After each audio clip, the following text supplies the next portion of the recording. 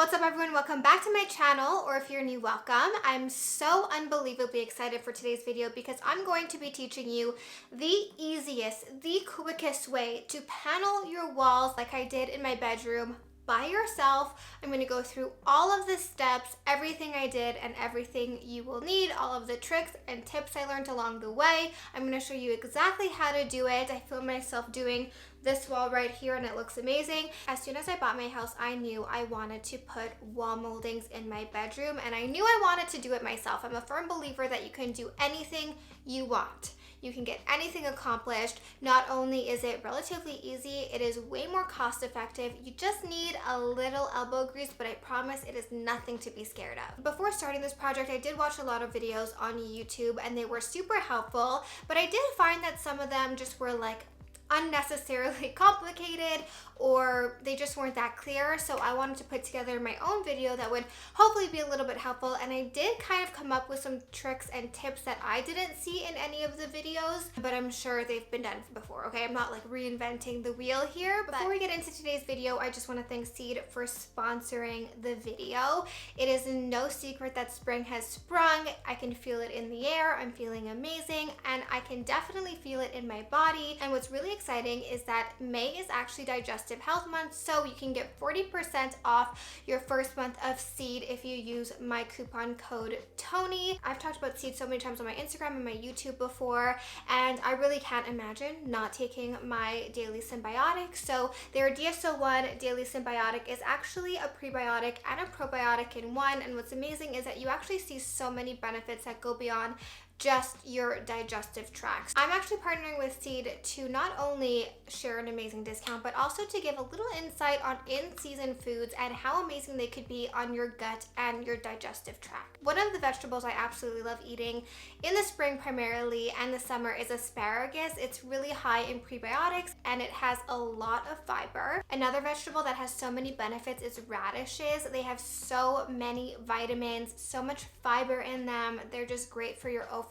digestion. I started to be a lot more cautious and aware of the foods that I put in my body and how they really affect what comes out of my body and my whole digestive tract. Ever since I started being more aware of that, I've seen such a big difference in my body, my digestive tract, on top of taking my symbiotic every single day. The probiotic I love and trust, like I said, is Seed's DSO1 Daily Symbiotic. What I love so much about Seed is that there is a prebiotic and a probiotic in it, and then the cap and cap technology also makes it so that you don't have to refrigerate them, so they're great if you're traveling. And then the cap and cap technology also ensures that you are going to see all the benefits from your probiotic, and that is actually going to make it all the way to the end of your digestive tract. Like I said, you can get 40% off your first month of Seed if you use my coupon code Tony. So I will leave that linked down below. First, let's get into what you will need to accomplish this project. I did invest in two tools for this project, a miter saw and a nail gun, but I'm going to give you other options for if you don't want to invest in new tools. The first thing you're going to need is the actual moldings. I got my moldings at Home Depot, and I'll leave the exact ones that I got linked down below. My biggest tip for you when buying these moldings is to go into the store and be very picky about which moldings you actually pick. You want to pick the ones that are the straightest, that have the least amount of dents in them. At my Home Depot, they had the same molding in different wood options based on like how perfect they were. So I did splurge on the most expensive molding because it was the straightest and had the least amount of imperfections. The next thing you're going to need is a miter saw or a miter box. I bought a miter saw on Amazon. It was probably one of the cheapest ones available and it worked great. I don't suspect I'm going to be using this saw all the time, so I didn't want to invest in a really expensive one. But if you didn't want to buy a saw altogether, they do have miter boxes. For the moldings, you're going to have to cut them at a 45-degree angle, and a miter saw just makes this so much easier. You literally put it to the angle you want and it saws it perfectly.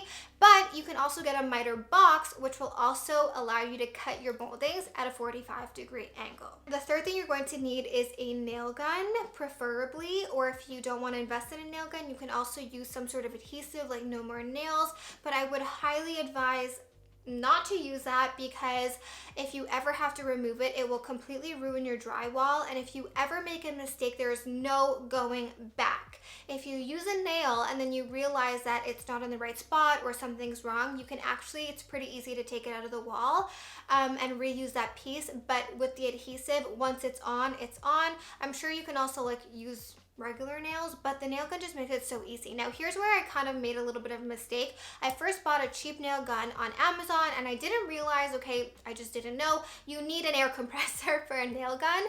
I don't have an air compressor, but if you do, you can just get a regular nail gun.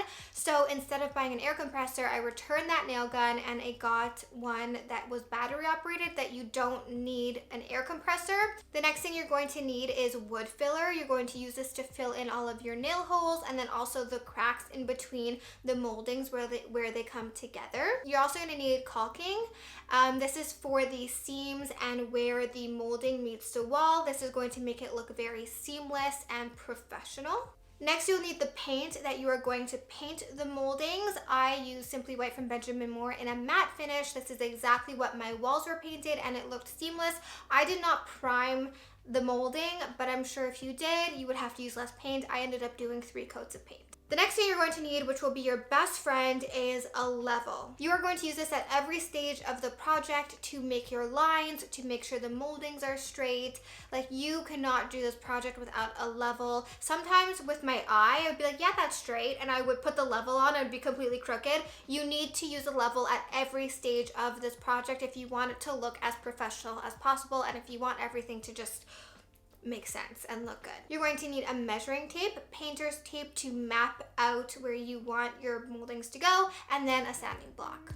Now let's get into the step-by-step guide on how to actually do these moldings. The first step you have to do is actually figure out all of your measurements. This was super easy. It took maybe 10 minutes to do. I took the entire length of the wall and then I subtracted all of the spaces between the panels and the wall. So I decided on one big panel above my bed, one on either side, and I decided on a 4-inch space in between each panel and then in between the panel and the wall. I subtracted that amount from the entire length of the wall, and that gave me my usable molding length, and then I divided that based on how I wanted it to look on the wall. I knew that I wanted my longest piece to be above my bed, which was 82 inches, and then I divided the remaining length in 2. That's how I figured it out. Same went for the height. The next thing you're going to do is map out all of your panels on the wall. Once you have all of your paneling mapped out, you're going to want to draw it on the wall. I just drew it with pencil, and then at the beginning I outlined it with tape to see if I liked how it looked.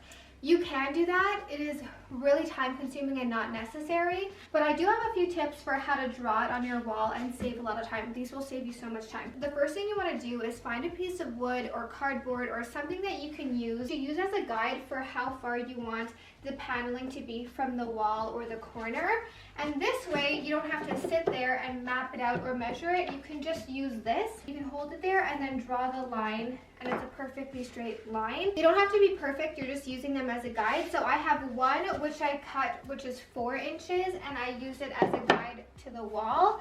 And then I have one that's 3.5 inches that I use as a guide for in between the 2 panels. And this has saved so much time. Doing this wall, mapping it out with a regular measuring tape took all day, but I literally did the whole rest of my room in under an hour with these stencils. These are so important. You're also going to need a level. This is super important. You don't want to use a level like this. You want one that is big because you'll be using it to make sure that everything is straight. This is the most important part. You have to make sure everything, your lines, the moldings are straight.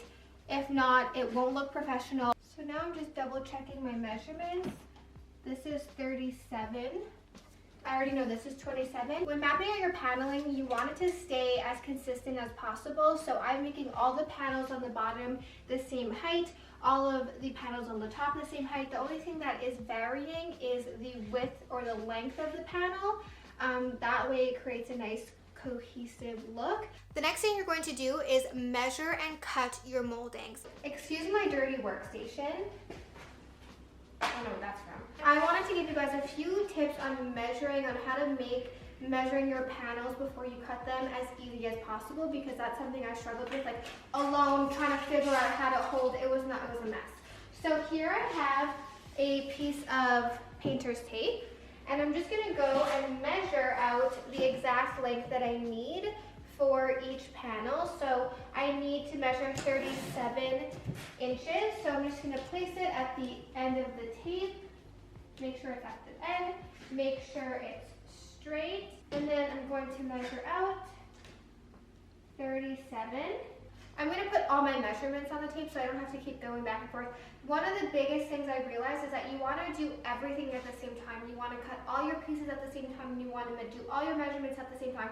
You don't want to be running back and forth. When cutting your pieces, I would always start with the bigger measurements, because if you make a mistake on that piece, you can use it for a smaller measurement. If you start by cutting the smaller one, you can't really, and you make a mistake, you can't really use it for a bigger piece unless you put your pieces together, which I did. It looks okay, not as seamless. You want to try to avoid doing that. These are pieces I had left over from doing the other walls, so I'm going to start with those. This is my saw. I got it on Amazon. When you're cutting your moldings, you want to cut them at 45-degree angles so that they meet up and make a perfect square. If you see here on the saw, there are all different angles. So you're going, for one corner, you're going to move the saw to 45 degrees this way, and then on the other piece that it meets up with, you're going to move the saw 45 degrees this way and click it into place. For me, I kind of just visualize how the angle needs to go, but you can really draw it out if you have a hard time visualizing that.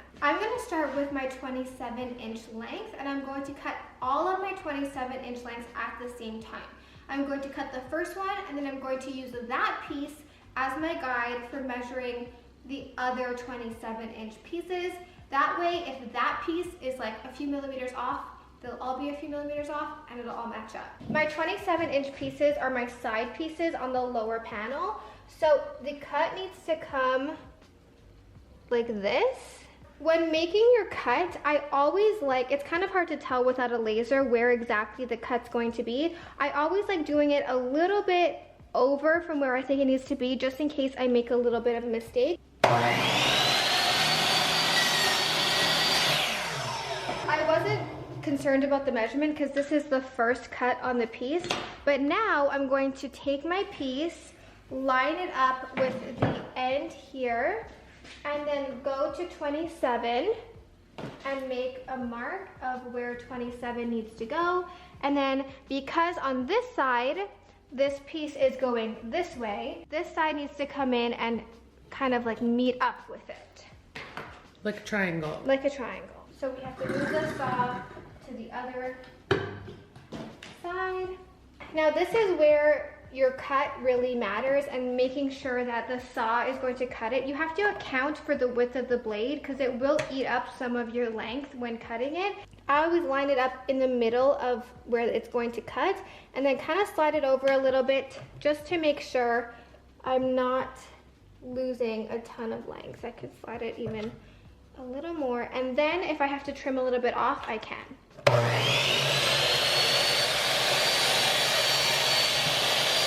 And measure it. It meets perfectly at 27 inches. These pieces are going to be facing each other, so you have to have the opposite angle coming in so that it makes a perfect square. So you're going to cut this one like that. So once we have our piece cut, I'm just going to use that. You can use this as well, but I just find it easier to kind of line the pieces up perfectly, come along, and then I know that this is exactly where I need to cut. And once again, I need to do it kind of coming in towards the other cut. On the floor here, I'm just mapping out all of the pieces, making sure I have them all cut. Nikki and I just spent like 30 minutes trying to figure this out. We thought that we just didn't make the piece long enough because whenever we were cutting it, I was cutting it like this, and then it just never would have matched up because I had to cut it at the opposite angle. So as you can see, these pieces are literally the opposite of the angle that you would think they should be. Typically, to make a corner, I would cut it like this, but because I'm making a reverse corner, I had to cut them kind of at like, what angle would that be? You guys, like a negative 45 degrees. Yeah, I mean, maybe I should have Now it makes sense I should have paid attention in math class. You're really good at math though, honestly. Like, I'm surprised I even figured that out. Well, you're a math wizard. I could not have figured that out. Tony won the math award in high school. I also won highest average, best mock attorney, and a gold medal at the science fair. So now we have absolutely everything cut. It's laid on the floor how it needs to go. I would really recommend doing that if you are a visual person like I am. The next step is to actually nail them to the wall. You can either use liquid nails or a nail gun, or you can like hammer nails into it. I prefer a nail gun over liquid nails or a different adhesive, because with nails, if you mess up, you can take it off the wall with no damage, but if you use liquid nails, it's kind of stuck.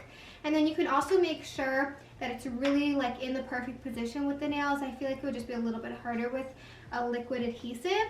It's from the brand Cobalt. And then for the nails, I used an 18 gauge 1.5 inch brad nail. It worked perfectly. You can use longer, you can use shorter, but these worked great for me. I'm just gonna line it up on the line that I had centered, and I'll show you guys how to make sure the other pieces are lined up as well. Take your level and make sure that before you nail it, it's perfectly leveled straight. You take your nail gun and you have to press it pretty hard, and there you go. And make sure it's straight. I like keeping my level there while I nail gun, and just add some stability. You might have to stretch the wood up or down a little bit to get it perfectly even, and that's okay. Like if there's a natural bend in the wood. If I just left it, it wouldn't be even, it wouldn't be level. So I put my level and kind of bend it up. While it's there, I nail it. And then it stays. Then for the corner piece, you want to match it up with the corner of your other piece so that like the grooves kind of match up. So if you line it up perfectly, it's not level, but that's okay because you're going to use wood filler to make it perfectly level. I think the biggest thing is just to make sure that the corner, that looks pretty good. Actually worked out perfectly. So then you're going to take your nail gun, make sure it's level, and there you go.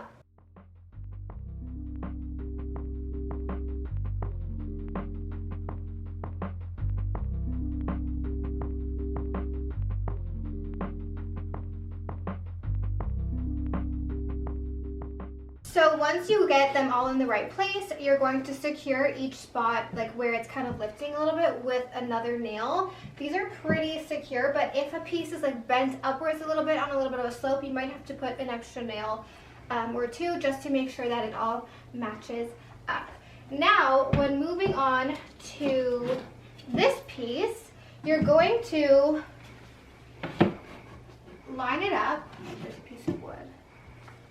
Oh no. It's okay. I'll just like tuck it in, and then, so you're gonna line it up on the line to make sure it's at the same place. What you're gonna do is put your level and scooch it, and then you're gonna make sure that it's at the same place. I also wanna make sure these are at the same level. Nail gun it. Now you're gonna do the rest the same for the rest. I always recommend working off the other piece. I wouldn't really recommend doing the tops and then the sides, you know?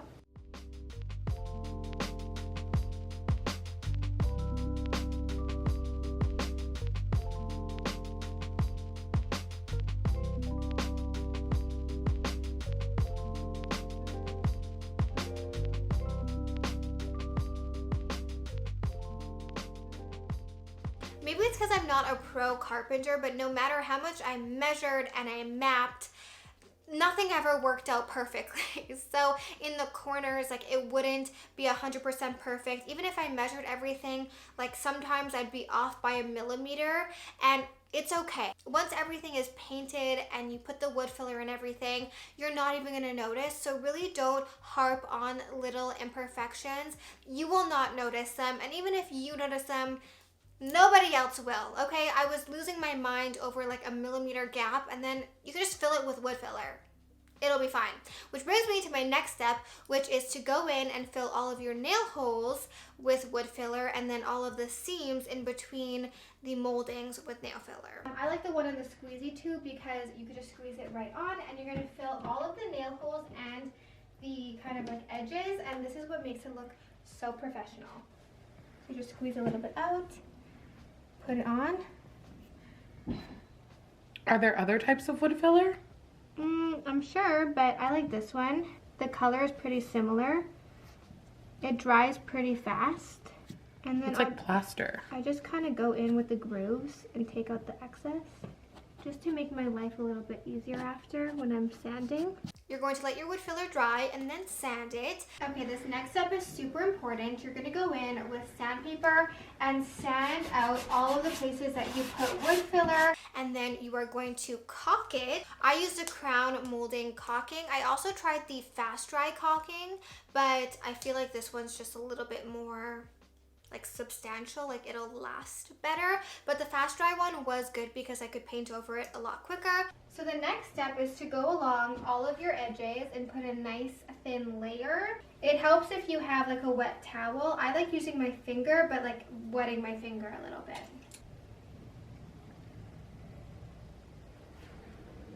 So I like to go about halfway, and then you want to wipe the excess off. You just want a very thin line. Honestly, that was like way too much.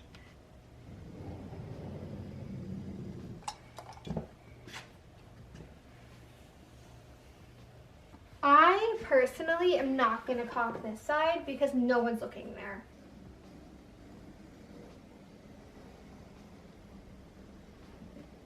After you caulk everything, which was actually really fun, it was my favorite part of this whole thing, you're just going to let that dry. Make sure it's dry before you go in and paint.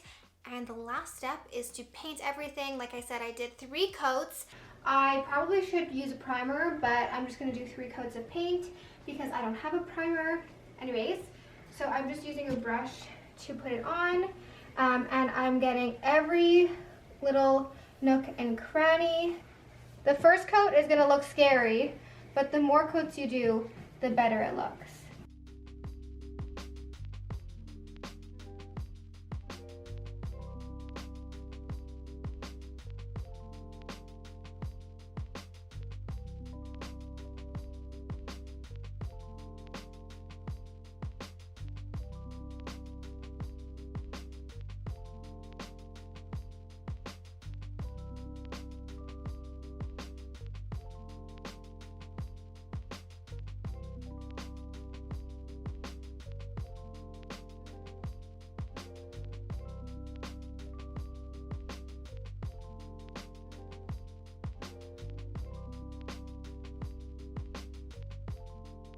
Nikki, what just happened? I'm defeated. What happened? I was painting. Show them what I was painting. The little top one. Look how good it looks. Okay. And I was on the step ladder and I said, Tony, can you bring me the ladder so I could put the paint container on it? And she's like, yeah, sure. So I put the paint container on it and I'm painting, and like maybe 5 minutes go by and Tony finishes what she's doing. She's like, I'm just gonna borrow this for a second. And she picks up the ladder and the paint goes flying off the top. It literally flew all over my bed, all over my rug. It looks good as new. Like, you couldn't tell. We like saved the day with a carpet cleaner and some dish soap, but it was everywhere. We finished those 2 panels. Nikki did an amazing job painting them. I'm not sure if I think either the door is crooked or my ceiling is crooked. I think my ceiling is crooked because I know that was level. I'm waiting for the wood filler to dry, so I think I'm going to do this probably later tonight or tomorrow. All right, so this is the final look at the room. I did this side. You guys already saw that. I love how much it adds to the room in such a simple way. I was going to put art above the bed, but everyone said just keep it plain, keep it simple. And I agree. And then this is this wall. So my ceiling is actually not completely straight, which is so annoying. I think if I were to do this again, I would have made the one above the door a little bit smaller, but then the spacings wouldn't have been good. Anyways, I love how it turned out. Everything looks so amazing. This little thing on the door always makes me so happy. I still have to do this whole wall, so I'll show you guys that when it's done.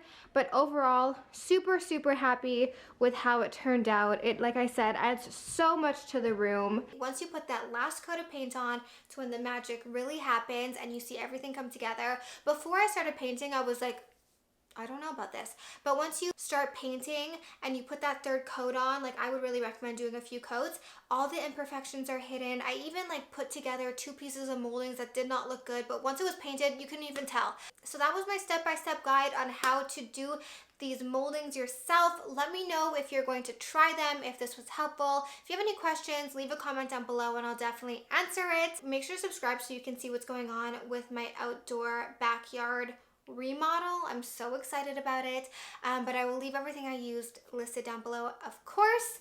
Thank you guys so much for watching. I love you, and I'll see you guys back here next time. Bye.